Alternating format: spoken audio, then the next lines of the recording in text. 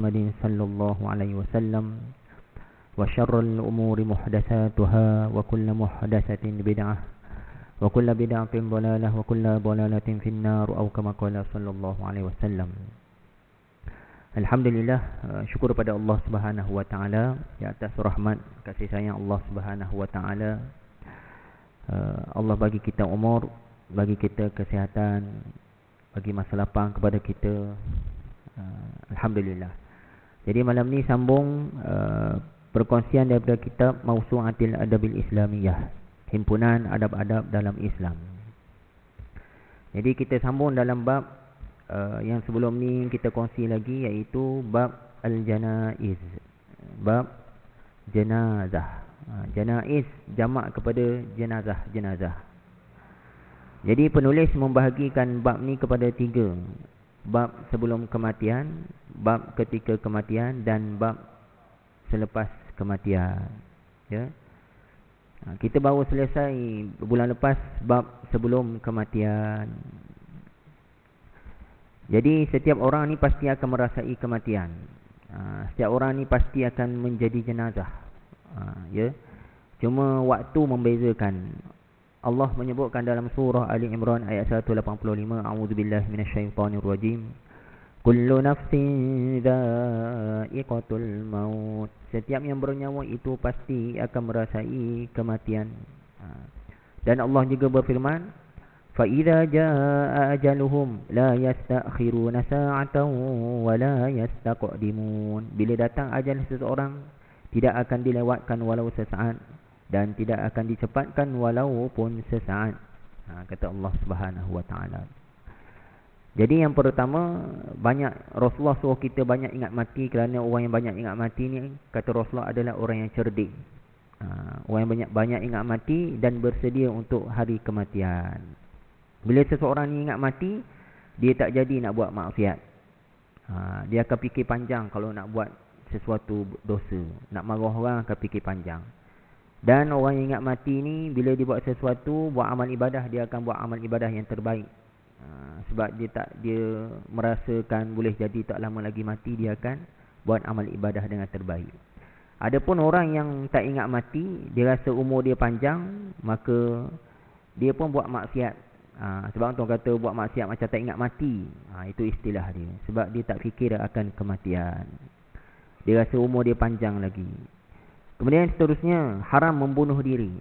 Saya dah kongsikan hadis-hadisnya. Kalau kita mati kalau bunuh diri dalam keadaan tikam, di akhirat kelak Allah akan seksa dia akan tikam diri sendiri berulang kali, berjuta-juta kali. Kalau dia gantung, cekek, maka dia akan mencekek dirinya berulang-ulang kali. Berapa juta kali sakaratul maut dia lalui. Sangat sakit. Ya. Kemudian seterusnya, waris kena ingatkan orang keluarga kita yang sakit-sakit ni supaya tinggalkan wasiat. Supaya tinggalkan wasiat, takut-takut umurnya tak panjang. Dan orang yang diberi ingatan wasiat tersebut, janganlah pula kata kau nak sangat aku mati. Tidak. Memang itu sunnahnya Nabi suruh kita ingatkan. Dan bila kita diberi peringatan sedemikian, patutnya kita kena bersyukur ada juga orang ingatkan aku. Ya. Sebab sakit itu dia menghampiri kepada kematian. Kemudian orang yang nak meninggal ni, dia tak boleh tinggalkan wasiat yang mungkar, wasiat yang salah, yang berdosa. Saya hurai dah bulan lepas. Ya, wasiat-wasiat yang bertentangan dengan syariat Islam. Suruh bakar mayat ke, tak boleh. Suruh jangan ziarah Pak Long, Mak Long, contohlah. Jangan ziarah orang ni sebab ayah dengan dia dah jadi musuh, bukan adik-beradik. Padahal adik-beradik. Contoh, dia larang anak dia. Jadi wasiat-wasiat yang mungkar tersebut tak payah taat. Malah kita kena ingkari wasiat tersebut. Ayah larang ziarah, kita kena ziarah. Sebab Allah suruh merapatkan ukhuwah. Ukhuwah merapatkan hubungan silaturahim, hubungan saudara mara, kerabat. Ya. Jadi macam tu. Baik. Kemudian seterusnya, Rasulullah suruh kita talqinkan orang nak mati dengan kalimah la ilaha illallah. Kata Rasulullah, laqinu mautakum la ilaha illallah. Talqinkan orang nak mati di kalangan kamu dengan ucapan la ilaha illallah. Laqinu ni talqin. Jadi talqin dalam bahasa Arab sebenarnya ajar orang mengucap ketika nak mati. Cukup ucapan tahlil la ilaha illallah. Adapun ucapan penuh asyhadu an la ilaha illallah wa asyhadu anna muhammadar rasulullah, itu adalah ucapan semasa azan, ucapan semasa tahiyat awal, tahiyat akhir, dan ucapan orang nak masuk Islam. Adapun orang nak meninggal dunia, Rasulullah suruh pendek je la ilaha illallah. Kerana orang nak meninggal dunia ni dia susah nak sebut panjang-panjang. Ya, lidah dia berat. Roh dia dekat lidah tu dah keluar dah, boleh jadi dia dah tak boleh sebut mana. Jadi ucapan la ilaha illallah lah yang paling mudah sekali untuk disebut. Kemudian adab ketika kematian. Bila kita dah dapat khabar gembira keluarga kita, kata penulis, yang pertama mestilah sabar. Keluarga dia kena sabar. Ya, sabar yang macam mana? Sabar ni jangan sesekali kita buat benda yang dilarang oleh Allah Subhanahu Wa Taala. Ya, contohnya nak bad mood. Bad mood boleh, nak sedih, tapi sampai tinggal solat, dia kira tak sabarlah tu. Ya, dia sedih sangat sampai meratap, sampai menyebut-nyebut benda yang dilarang oleh Allah, tak sabarlah tu. Orang yang sakit, aksiden, saya ni sabar ni kena macam ni, tapi tak solat zuhur asar. Sebab apa? Sebab tak boleh turun katil. Dia tak sabarlah tu. Sedangkan ada solat jenis duduk atas, ada solat jenis orang sakit. Jadi orang sabar ni sebenarnya dia kena ada ilmu. Sabar ni dia bukan sabar saja-saja kosong je, dia ada ilmu, dia orang belajar juga. Ya. Kalau dia tak belajar ilmu syariat ke, ilmu akidah ke, ilmu akhlak ke, lepas tu nak sabar, boleh jadi dia tertipu. Dia rasa dia sabar, rupanya dia kena tipu dengan perasaan dia sendiri. Ya. Ramai orang tertipu sebab tidak ada ilmu. Satu hari ada di Madinah ni, ada seorang wanita sedang menangis meratap di atas kematian suaminya. Boleh jadi suaminya lah dikubur. Tengah-tengah meratap tersebut, Rasulullah pun lalulah. Wanita tersebut muslimah, Islam. Cuma dia masuk Islam melalui tangan sahabat, bukan melalui Rasulullah SAW. Wanita tersebut tak sempat jumpa Rasulullah lagi, tak kenal lagi wajah Rasulullah. Maka bila lalu Rasulullah tengok dia tengah meratap, maka Rasulullah pun tegurlah, ittaqillah, isbiri, bersabarlah kamu, bertakwalah kamu kepada Allah. Rasulullah tegur dia. Maka jawab wanita tersebut, kamu cakap senanglah, kamu tak rasa macam aku rasa. Pergi engkau daripada sini. Dihalaunya Rasulullah sallallahu alaihi wasallam. Rasulullah pun pergi bila dihalau. Bila Rasulullah pergi, ada seorang lelaki menyaksikan peristiwa tersebut. Dia pun jumpa wanita tersebut. Wahai wanita, kamu tahu tak kamu marah siapa tadi? Tak tahu. Itulah Rasulullah. Dia pun rasa bersalah. Wanita tersebut rasa bersalah. Dia terus lari. Dia baru tengah sedih tu kematian suami. Dia lari terus jumpa Rasulullah, pergi rumah Rasulullah. Rasulullah dah sampai rumah dah. Maka dia pun panggil Rasulullah. Rasulullah pun keluar. Dia pun katalah, ya Rasulullah, sekarang aku dah sabar. Sekarang aku dah bertakwa. Surrender terus jumpa Rasulullah. Maka kata Rasulullah, innamas sabru inda sidmatil ula. Sesungguhnya sabar itu adalah pada hentaman yang pertama. Pada apa? Pada perkhabaran yang pertama. Musibah yang pertama. Jadi apa maksudnya di sini? Kalaulah wanita ni bila dapat nasihat Rasulullah, bersabarlah kamu, maka dia angguk je. Yelah, dia stop meratap. Tu dapat pahala yang sangat besar. Tapi kerana dia dah jawab dah, cakap senanglah, kau tak rasa macam aku rasa, pergilah. Kemudian 10 minit kemudian dah kejar Rasulullah, barulah nak sabar balik. Maka pahala dia dah kurang. Tak sama macam kalau dia sabar pada awal-awal. Ya, pahala dia dah kurang. Tapi dia tetap dapat pahala. Sebab dia dengar cakap Rasulullah, cuma dah lambat, delay sikit. Jadi tuan-tuan, bukan senang kita nak sabar bila kita ditimpa musibah yang berat-berat tentang kematian. Pahala paling besar adalah pada kali pertama dengar. Kalau kita dapat berita, nak bagi tahu ni suami dah meninggal aksiden kat depan. Dia kena. Baru nak menangis. Maka tak sabarlah. Sebab dia tak zikir lagi. Tapi ya ke? Inna lillahi wa inna ilaihi raji'un. Mati dah. Dapat pahala. Sebab apa? Sebab dia sebut dulu kalimah tarjih. Inna lillahi wa inna ilaihi raji'un. Jadi pastikan apa-apa jenis musibah, caranya kita latih daripada musibah kecil-kecil dahulu. Musibah kecil-kecil, contoh terbijak duri. Adoi. La ilaha illallah. Sakitnya. Okey. Tapi kalau terbijak duri, adoi. Sial kau duri. Habis lah. Tak sabarlah tu. Yang kecil pun dah tak sabar, apatah lagi musibah yang besar. Lagilah kita tak boleh nak sabar. Jadi cuba tuan-tuan, kita tengok diri kita masing-masing. Musibah kecil-kecil ni kita sebut apa dekat mulut? Musibah contohnya sakit, terpijak duri, tersepak batu, tersadung, benda yang keluar kat mulut kita. Kadang-kadang musibah kemarahan, anak buat hal kita rasa nak menjerit, kita nak jerkah, kita nak tampar, cepat sangat mulut keluar. Tapi kita nak marah, kita sebut ya Allah, hei cerdiknya anak aku ni. Punya kita marah bebel. Okey lagi sebab kita sebut ya Allah lagi. Kita doa yang elok. Musibah kemarahan, musibah kesakitan, apa-apa jenis musibah. Jadi kalau yang kecil-kecil kita boleh sabar, kita zikir dulu, insya-Allah bila ada musibah besar seperti kematian, gempa bumi dan sebagainya, insya-Allah kita juga akan menyebut zikir-zikir kepada Allah. Alamak. Allah mak tak tahu saya. Allah mak tu okey lagi nama Allah. Tapi dia kena sebut zikir. Zikirnya ada maksud.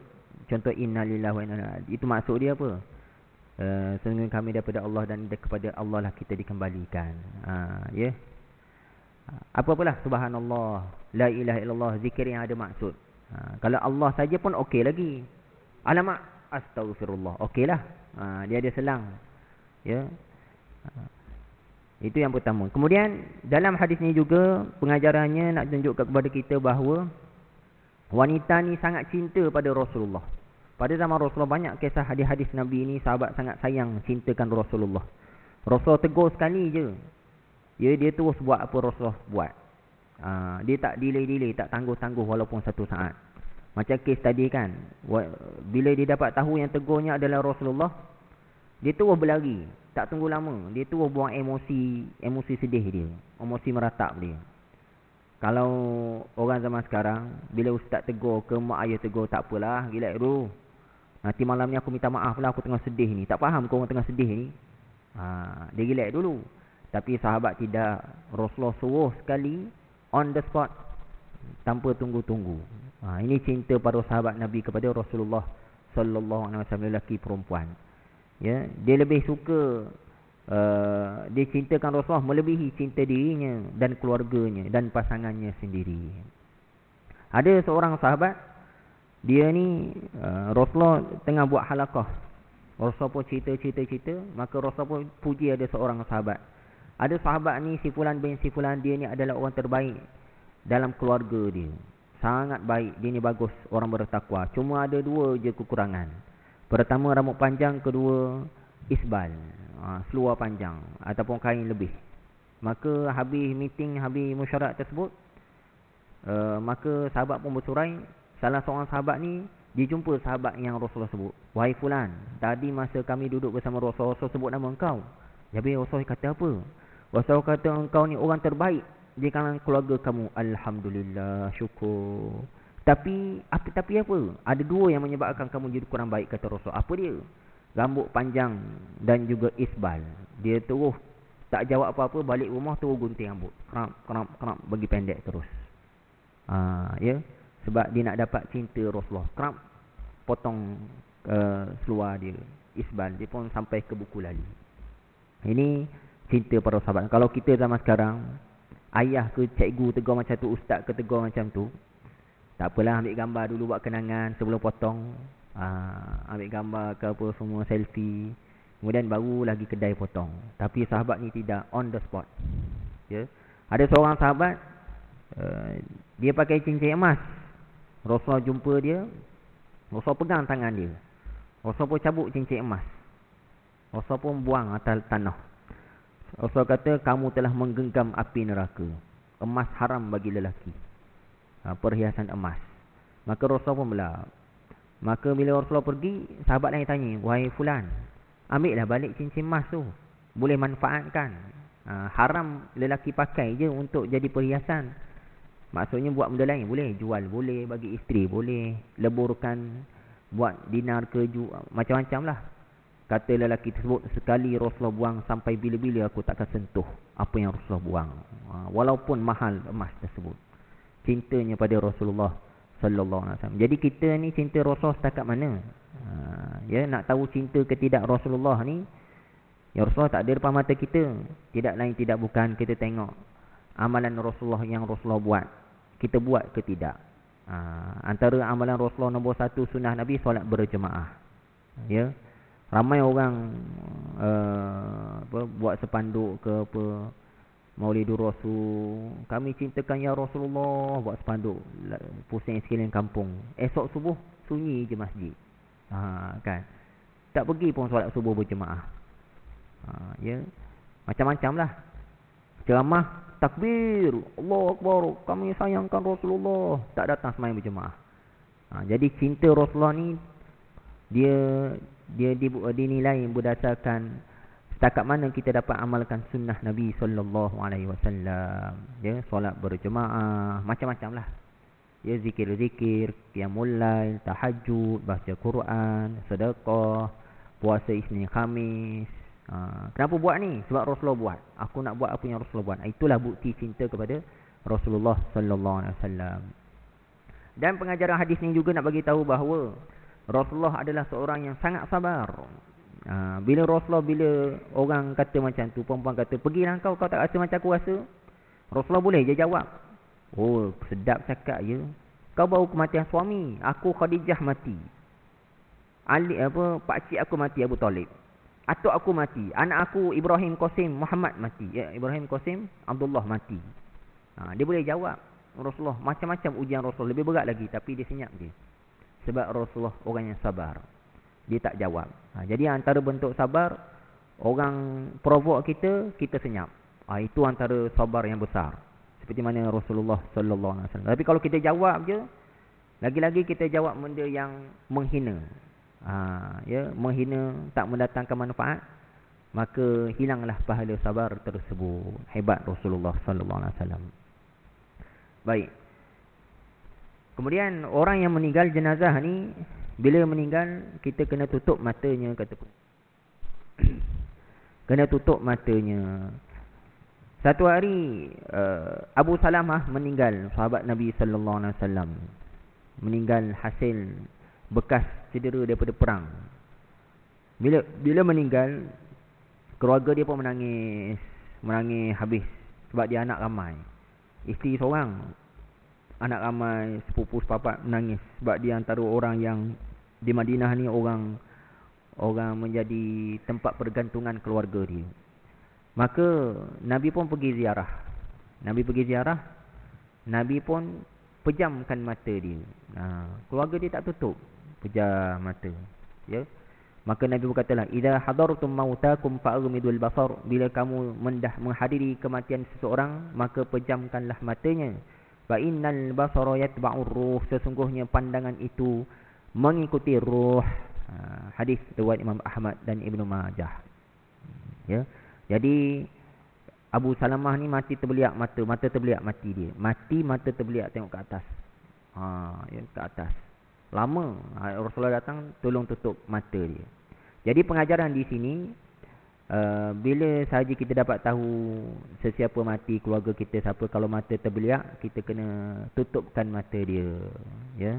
Kalau keras sangat susah tutup terbuka, baca doa sikit. Bismillahirrahmanirrahim. Allahumma yassir umurana wa la tu'assir. Apa-apalah doa. Ya, minta Allah mudahkan urusan. Bahasa Melayu pun boleh. Ya Allah, tolonglah ya Allah, mudahkanlah ya Allah. Nak tutup mata dia, tarik, boleh tutup. Jadi kena tutup awal-awal. Kalau lambat-lambat, takut susah nak tutup.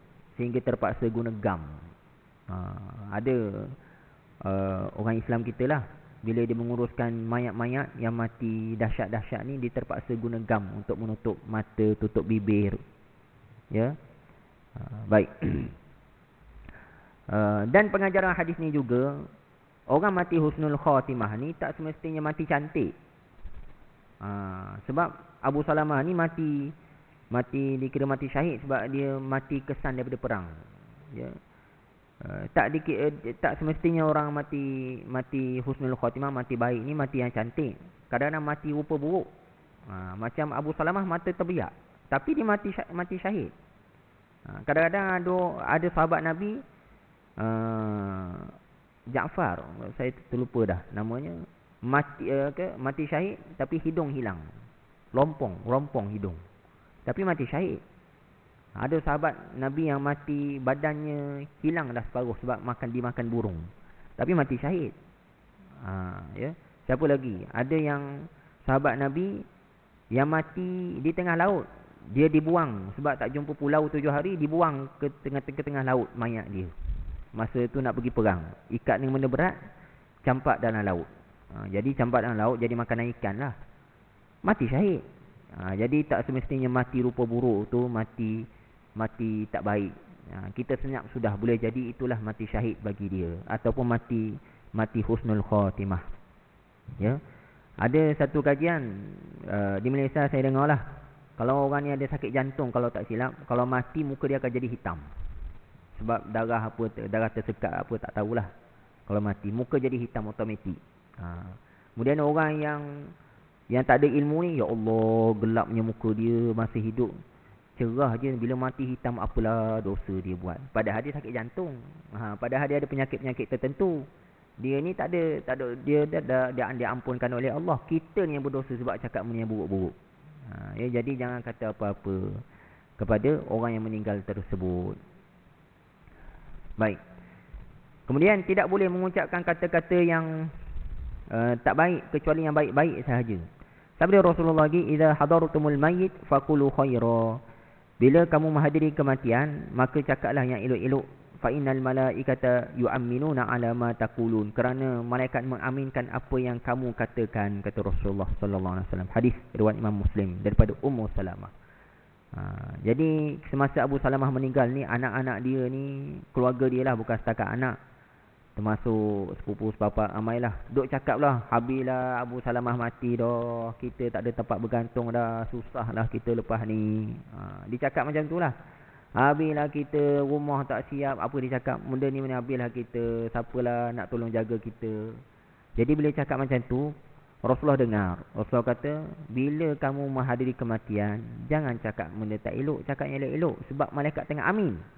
Kalaulah kita kata benda tak elok, contohlah, habislah kita, tak ada tempat bergantung kita, malaikat pun katalah amin. Jadi susah tu.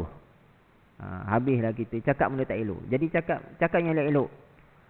Allah sayang kita sebenarnya, walaupun Allah ambil ayah kita, Allah takkan sia-siakan kita, Allah Maha Penyayang. Malaikat pun kata amin, dapat yang baik-baik. Mesti Allah nak bagi kita sesuatu rezeki yang lain pula ni. Amin, malaikat kata, dapat yang baik-baik. Jadi jangan cakap benda tak elok. Ya. Malaikat amin. Perkataan orang yang masih hidup, orang meninggal memang tak kata apalah, orang masih hidup tersebut. Jadi cakap yang elok-elok, walaupun kita tengok rupanya tak bagus. Ya. Yang terbaru kapal terbang jatuh Elmina tu kan, mati terbakar, rider mati terbakar, yang kapal terbang tu saya rasa hancur belaka. Ya. Tapi dalam hadis Nabi, dia dikira mati syahid akhirat. Memang ada, kata Rasulullah, beberapa hadis ada 5 ciri dan 7 ciri orang yang mati syahid. Antaranya mati mat'un, mati penyakit ta'un, wabak.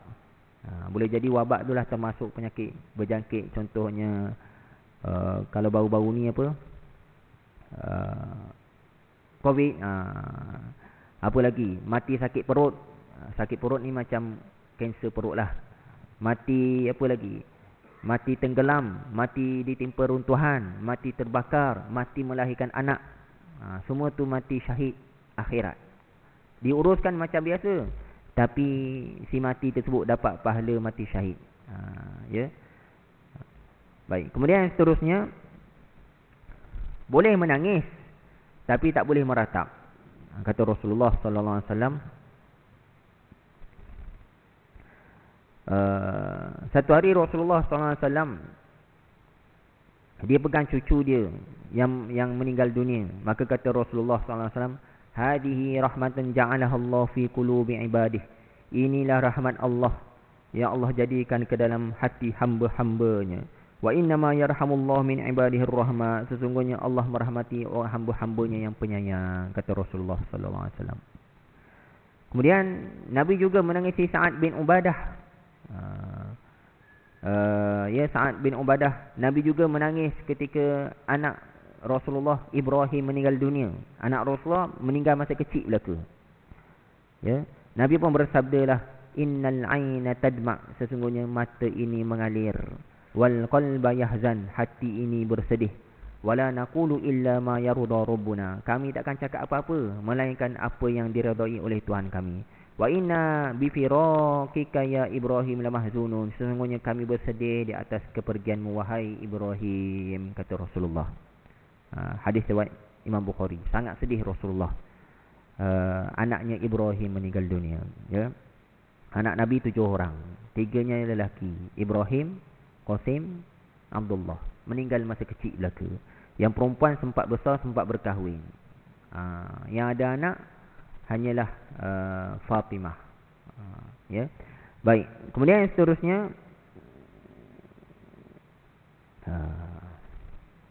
bila berlaku kematian, kita sebagai kaum muslimin kena menunjukkan kesedihan kita ketika sahabat-sahabat semuslim kita ditimpa musibah. Tunjuk sedih tu macam mana? Bukan suruh menangis. Maksud di sini jangan bergurau senda. Jangan tersenyum-senyum, terketawa-ketawa masa kematian orang. Pergi ziarah orang, kita pun bergurau. Mat, biru kau datang hari ni. Hari ni memang biru juga. Kau. Orang mati dalam rumah. Tak sesuai. Memang sangat tak beradab. Bahasa kasarnya kurang ajar. Ya, tak boleh. Ada orang, tak apa, ni bukan keluarga saya, keluarga orang lain, saya tak kenal pun dia. Biar tak kenal pun, tapi dia orang Islam. Sebab saudara semuslim kita kena hormat. Ya. Kadang-kadang orang bergurau dekat kubur. Dekat kubur bergurau. Jadi masa tersebut bukan masa nak bergurau senda. Salam boleh, senyum-senyum, senyum sikit-sikit boleh lah. Ketawa-ketawa, coket-coket, gurau-gurau, memang kurang hajar, tak beradab. Orang tengah bersedih, dia buat gaya macam tu pula. Kemudian seterusnya, sabda Rasulullah sallallahu alaihi wasallam, "Laisa minna man latamal khudud." Bukanlah termasuk golongan kami orang yang menampar pipinya. Ini ciri-ciri meratap. Ya. Latamal khudud, menampar pipinya, wa syaqqal juyub, merobek bajunya, wa da'a bid'wal jahiliyah, dan menyeru dengan seruan jahiliyah. Hadis riwayat Imam Bukhari dan Muslim.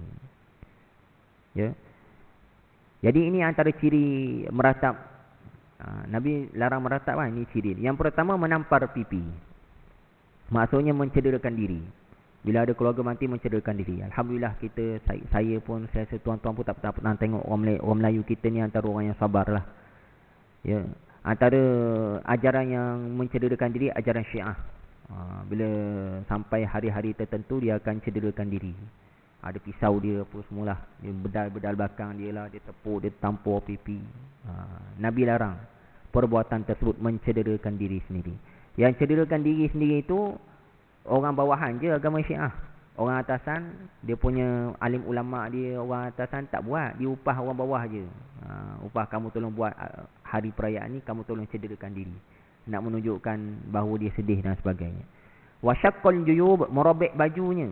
Ini ciri-ciri meratap. Alhamdulillah orang kita pun tak ada merobek baju. Ya, mengoyak baju. Ataupun menghancurkan harta benda. Ini pun antara ciri meratap. Nak marah sangat, hancurkan benda, hancurkan baju, koyak, pinggan mangkuk habis baling habis. Ya, tak boleh. Kemudian wada'a bid'wal jahiliyah, menyeru dengan seruan jahiliyah pun antara ciri jahiliyah. Orang Malaysia ada buat menyeru dengan seruan jahiliyah, bukan semualah, segelintir saja. Yang pertama, kedua, menampar pipi, Koyak baju tak pernah tengok. Tapi yang ketiga ni ada tengok kadang-kadang. Macam mana menyeru dengan seruan jahiliyah? Menyeru ni wada'a ni memanggil-manggil si mati. Ayah, kan ayah dia dah mati dah. Ayah, adik rindu ayah, malam ni datang jumpa adik je, masuk dalam mimpi adik je, adik rindu kat ayah. Cakap dekat kubur. Itu antara ciri menyeru dengan seruan jahiliyah. Ada orang buat secara berjemaah. Ada orang buat secara seorang-seorang senyap-senyap. Tak boleh tuan-tuan. Kalau berjemaah kadang-kadang ada ajaran. Dulu ada satu video, tuan guru ni bawa anak murid dia pergi dekat kubur buat tahlil. Lepas tu tuan guru ni pun berborak dengan orang mati dalam kubur. Tok guru dia juga. Tok guru kepada tuan guru dia. Tuan guru, hari ni apa khabar? Ya ke? Betul ke? Allah seronoknya tuan gurunya. Dia borak-borak. Anak murid tengok takjub. Wow. Hebatnya tuan guru aku boleh borak orang dalam kubur. Padahal kena kelentong. Kesian anak murid tertipu. Masuk pondok macam tu. Kesian pula. Itulah bentuk wada'a bid'ah wal jahiliyah. Ya. Tak boleh sebenarnya berborak dengan orang yang meninggal dunia secara nyata. Dalam mimpi boleh kadang-kadang. Kadang-kadang boleh lah. Tak semua. Memang ada kisah-kisah orang-orang soleh bercakap dengan Rasulullah dalam mimpi lah. Secara nyata tak ada. Ya, jadi perbuatan tersebut itulah wada'a bid'ah wal jahiliyah. Kalau seorang-seorang pun ada. Sekarang dah ada dah. Pergi ke kubur. Ayah, macam tadilah, mak, adik rindu, mak, hari ni adik makan nasi lemak seorang-seorang je. Biasa makan dengan mak, hari ni makan seorang. Mak, apa khabar di sana, dah makan ke, sihat ke? Mak, lepas tu datang tahun depan, mak, adik bawa cucu mak ni. Dibuat macam mak dia dengar. Macam tu lah. Bila orang datang, dia buat elak, buat tak tahu je. Bila tak ada orang, dia mula cakap. Kadang-kadang mereka ni terpengaruh dengan drama. Drama Melayu dah ada dah benda tersebut. Bila sedih sangat duduk kat kubur, peluk kubur, baring sebelah kubur. Itu hampir kepada wada'a bid'ah wal jahiliyah. Bila buka je mulut bercakap panggil mayat, maka jadilah wada'a bid'ah wal jahiliyah. Apa hukumnya? Berdosa. Nabi larang. Itulah meratap. Ya. Ya. Satu hari pernah di tempat saya dapat panggilan pukul 10 malam, tolong ustaz datang rumah tengok anak saya. Kenapa? Saya baca Quran, anak saya marah. Jangan baca, panas. Lepas tu anak saya menyorok. Menyorok bawah meja, bawah kursi, menyorok. Macam tikus lah. Kena gangguan jin syaitan lah ni. Ya, tapi mak dia bagus baca Quran malam-malam. Jadi saya pun tanyalah, anak ni buat apa sebelum ni? Sebenarnya dia bau kematian ayah. Anak dia, anak perempuan, anak sulung, bau kematian ayah. Anak 2 orang je. Bau kematian ayah 2 bulan. Jadi hari-hari sebab rindu ayah, hari-hari pergi ke kubur. Pergi ke kubur, tak tahulah anak saya buat apa. Saya tak adalah hari-hari, kata mak dia. Tapi anak saya hari-hari nampak dia macam borak-borak dekat kubur. Itulah wada'a bid'ah wal jahiliyah. Sembang dengan ayah lah tu. Ayah, contohlah, alung sunyi hari ni. Ayah gitu gini. Kan? Bila melakukan dosa kepada Allah, syaitan suka. Syaitan masuklah, kena gangguan. Jadi kena ruqyah. Lepas tu tegur balik, tak boleh. Jadi nak buat macam mana? Jadi bila pergi ke kubur, tidak lain tidak bukan berdoa sahaja. Satu hari Rasulullah, Aisyah radhiyallahu anha, dia tidur. Rasulullah tidur di rumah Aisyah. Rasulullah terbangun tengah malam. Rasulullah bangun, Aisyah pun buka mata tengok. Rasulullah pun keluar rumah. Aisyah pun kata, pergi mana suami aku ni malam-malam? Takkan nak pergi rumah isteri lain. Malam ni giliran rumah aku. Maka dia pun follow Rasulullah daripada jauh. Rupanya Rasulullah bukan pergi rumah isteri yang lain. Dia pergi ke kubur Baqi'. Dia pun intai. Rasulullah berdiri dekat kubur Baqi'. Rasulullah angkat tangan berdoa. Habis berdoa, jatuh. Rasulullah pun balik. Aisyah cepat-cepat masuk rumah. Tarik selimut, buat-buat tidur. Rasulullah masuk ke rumah. Kata Rasulullah, ya Aisyah, aku tahu kau ikut aku. Maka Aisyah pun nak cover balik. Aisyah tanya, ya Rasulullah, kalau kita pergi kubur nak baca doa apa? Dia tanya Rasulullah. Rasulullah pun tahu ajar doa untuk mayat di kubur. Kalau tuan-tuan pergi perkuburan Baqi' itu kan ada papan tanda kan, bahasa Indon, bahasa Inggris, bahasa Rusia, macam-macam bahasa. Lepas tu ada tulis doa. Itulah doa peristiwa Aisyah dengan Rasulullah sallallahu alaihi wasallam. Doa di perkuburan Baqi'. Mula-mula bagi salam, assalamualaikum ala ahli qaumin mu'minin, kemudian bacalah doa. Kalau tak tahu pun tuan-tuan baca doa dalam solat jenazah tu. Allahumma ighfir lahum warhamhum wa'afihim wa'fu anhum. Okey ya. Bagi salam dulu sebab Nabi suruh kita bagi salam. Kemudian Nabi balik. Itulah perbuatan Rasulullah sallallahu alaihi wasallam. Tak disebutkan pula riwayat Nabi berborak-borak dekat kubur. Padahal Nabi ramai keluarga dia yang mati, yang Nabi sayang. Siapa? Hamzah, Khadijah, anak dia Ibrahim, Qasim, Abdullah. Ramai yang mati. Mak dia Aminah.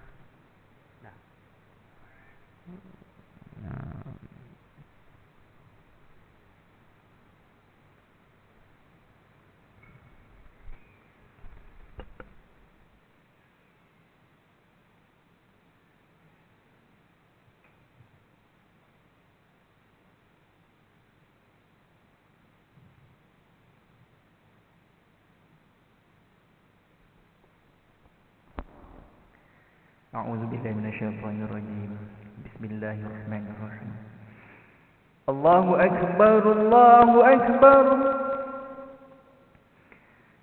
الله أكبر الله أكبر أشهد أن لا إله إلا الله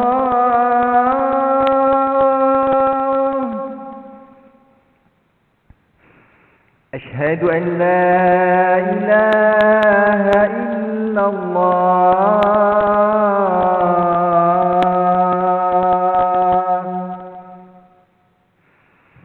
أشهد أن محمد رسول الله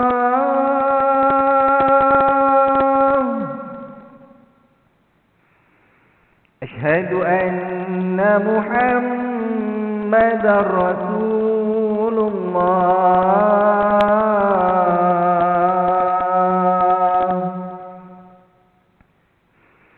حي على الصلاة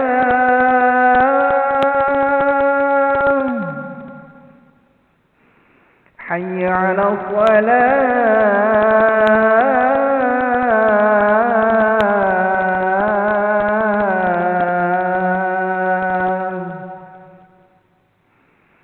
حي على الفلاح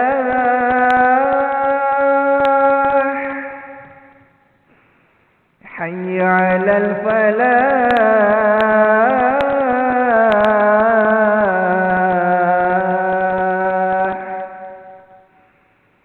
الله أكبر الله أكبر لا إله إلا الله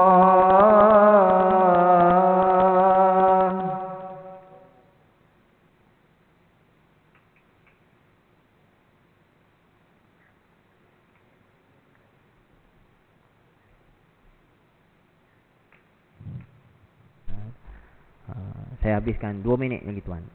Jadi Rasulullah sallallahu alaihi wasallam dia ramai keluarga dia yang mati. Ya, dia ramai keluarga dia yang mati yang sangat dia sayang. Termasuklah Abu Talib. Tapi tak ada pun riwayat yang mengatakan sahabat cerita bila Nabi pergi kubur Nabi sembang. Walaupun baru mati tadi. Walaupun baru mati seminggu, 3 hari. Patutnya kalau dia sayang sangat Khadijah, dia pergi ke kubur. Sahabat boleh tengok. Khadijah, kau apa khabar Khadijah? Seronok ke? Abang rindu, sayang. Kalau ada Nabi buat macam tu, dah sampai dah berita tersebut. Hadis tersebut sampai sekarang. Tapi tak ada satu pun. Padahal ramai keluarga dia yang mati yang sangat dia sayang. Jadi, bila kita ke kubur, cukup kita sekadar berdoa pada Allah. Cerita mengadu pada Allah apa-apalah. Ya Allah, hantar aku. Ayah aku ni masih hidup susah. Siang malam kerja nak besarkan aku. Sampai jari dia pernah putus, mesin kayu. Ceritalah. Mengadu pada Allah. Bukan mengadu pada si mati. Macam ni. Ya Allah, rahmatilah ya aku. Ya Allah, kesian ya Allah. Luahkanlah kuburnya ya Allah. Kemudian kalau nak babai, tak payah babai ayah. Kan? Walhamdulillahirrabbilalamin. Assalamualaikum. Dah. Gitu je. Ya, tak perlu nak babai-babai. Ya. Itulah kita buat sekadar apa yang ditunjukkan oleh Rasulullah sallallahu alaihi wasallam. Wallahu alam. Cukup sekadar ni, yang baik daripada Allah, yang kurang lemah saya mohon maaf. Kita tangguh dengan tasbih kafarah. Subhanakallahumma bihamdika asyhadu an la ilaha illa anta astaghfiruka wa atubu ilaik. Assalamualaikum warahmatullahi wabarakatuh.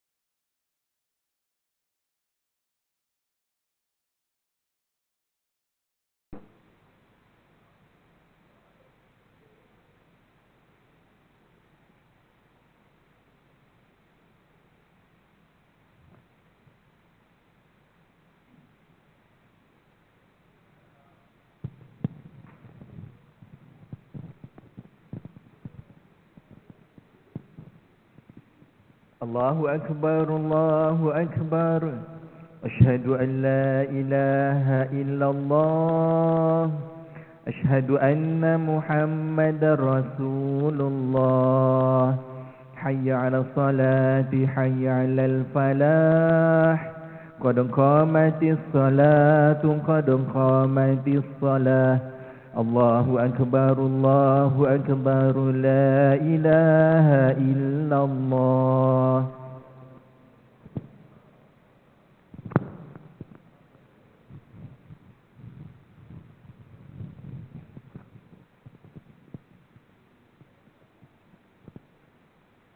Istaqimu, istawu, wa'tadilu, lurus dan rapatkan shaf.